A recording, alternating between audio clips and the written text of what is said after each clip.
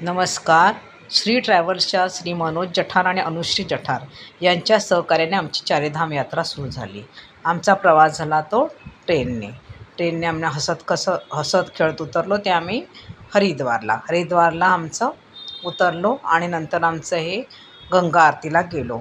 हा आहे हरिद्वारचा गंगा आरतीचा परिसर. या ठिकाणी आम्ही गंगा आरती अनुभवली.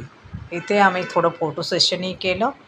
इथे मला माझ्या जीवाभावाच्या मैत्रिणीही मिळाल्या. हे बघा, अशा प्रकारे आम्ही खूप आनंदात गंगा आरती साजरी केली. मध्येच येणारं जे निसर्ग सौंदर्य हेही आम्ही अनुभवलंच. नदींचा खळखळता प्रवाह, डोंगर हे सगळे पाहत आमचा प्रवास पुढे चालूच होता. आपल्या मुंबईत आपल्याला हे सगळं पाहायला मिळत नाही, ते आपल्याला उत्तराखंडात हे सगळं पाहायला मिळतं. नंतर आमचा ग्रुप फोटो तर व्हायलाच पाहिजे ना. अशा प्रकारे आम्ही ग्रुप फोटोही काढले. प्रत्येकाची हौस असतेच की फोटो काढले पाहिजे, तेव्हा आमचे ग्रुप फोटो हे वारंवार होतच आले. हे आमचे मनोज जठार आणि अनुश्री जठार आणि हे आमचे सहप्रवासी श्री वसव संसारी. अशा प्रकारे हे आम्ही दोघे. अशा प्रकारे आमचा हा जो चारीधामचा प्रवास सुरू होता. ह्या माझ्या दोन्ही जीवाभावाच्या मैत्रिणी राजश्री आणि दीपाली. हा आमचा ग्रुप फोटो. जिथे वेळ मिळेल तेव्हा आम्ही ग्रुप फोटो काढतच होतो.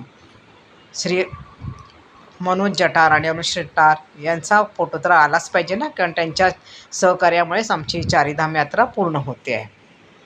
मध्येच हॉटेलमध्ये त्यांचा सत्कारही करण्यात आला. हे आमचे सगळे सहप्रवासी आहेत. नंतर हे पंचानन शिव असं प्राचीन मंदिर आहे शिवाचं. तिथे आम्ही गेलो.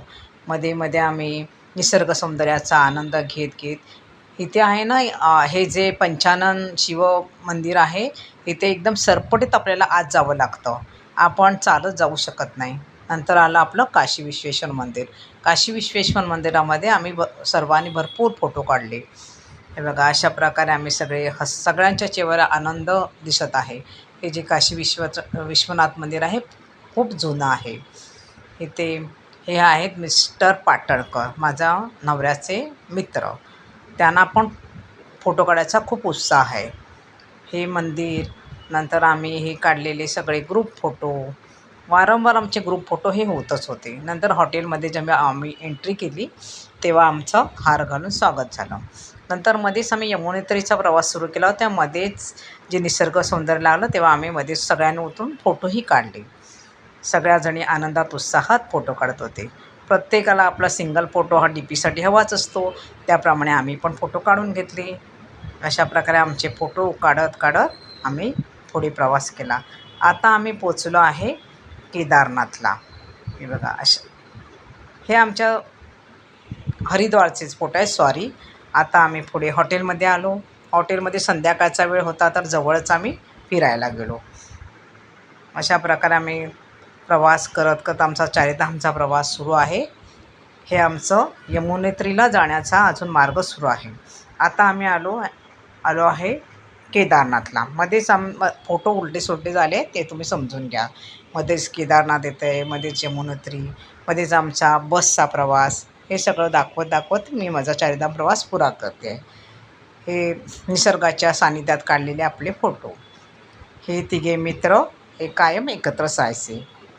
हे बघा, अशा प्रकारे आम्ही बायका आपण कुठे जेव्हा वेळ मिळत असेल तेव्हा फोटो काढत होतो. हे जे बघा, इथे हिमशिखरे दिसत आहेत केदारनाथची. किती छान दिसत आहेत ना. आणि इतकी थंडी होती ना, -2 टेम्परेचर होतं. त्यामुळे आम्हाला सगळं पूर्ण रॅप करावं लागलं. हे केदारनाथचं मंदिर. हे बघा, अशा प्रकारे आम्ही सगळे कवर करून फोटो काढत होतो. आणि तोंडातून बोललो की अक्षरशः वाफ निघत होती. हे हेलिपॅडने आम्ही लोक सगळे तिथे केदारनाथला उतरलो.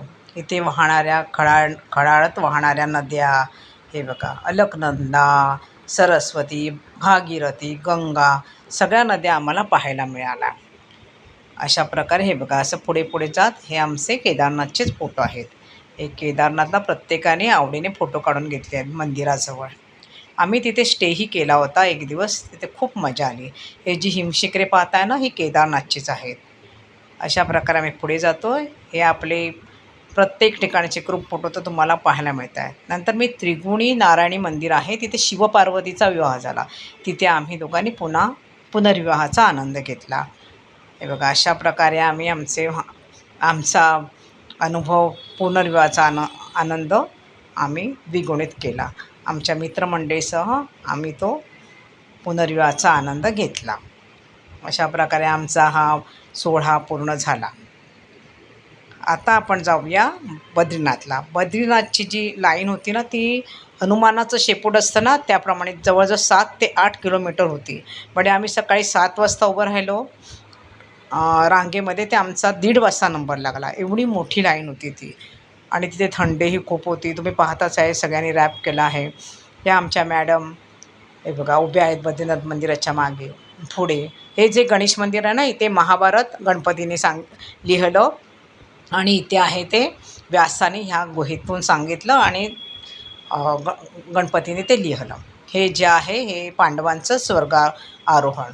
हा जो ऋषिकेशचा जो रामझुला आहे, त्या रामझुलावरनं आम्ही चालण्याचा आनंद घेतला. नंतर आलं माणागाव. भारतातील सर्वात प्रथम गाव आहे ना, हे आहे.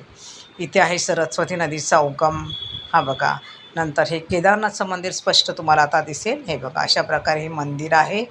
आणि गंगा आरती ही जी आहे केदारनाथला अशी होते, ती हरिद्वारला ज्याप्रमाणे मोठ्या प्रमाणात होते तेवढी तिथे होत नाही. हे त्रिगुणी नारायण धाम, जिथे शिवपार्वतीचा विवाह झाला. आम्ही दोघांनाही तिथे फोटो काढण्याचा आनंद घेतला. आता आहे गंगोत्री. गंगोत्रीला पण चालायला खूप जास्त लागत नाही, 2 किलोमीटर, पण छान वाटतं. हा आमचा फन टाईम. सगळ्यांनी फोटो काढले. यमुनेत्री थोडं कठीण आहे, कारण ते चढायला लागतं 6 किलोमीटर आणि खूप त्याचा जो मार्ग आहे खूप कठीण आहे. हे आहे बारीकोट.